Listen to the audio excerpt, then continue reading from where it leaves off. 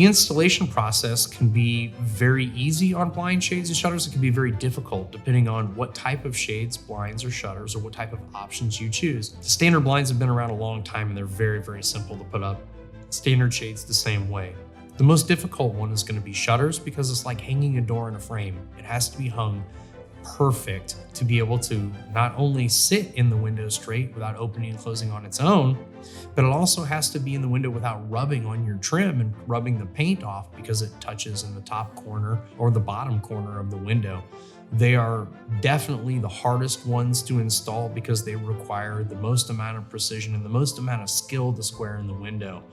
A standard blind or shade to get from a box store out there yourself is relatively easy to install. It takes a metal bracket and a couple of screws to get the headrail in the window. Or like we offer professional installation services with all of our products, so we just have an installer come out with all of their experience to be able to put the blinds and shades and shutters up.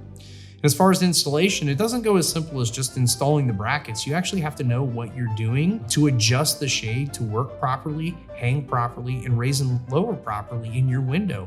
Many fabric shades are reliant on having a headrail perfectly level in your window so that when the fabric goes up in the headrail, it goes up straight.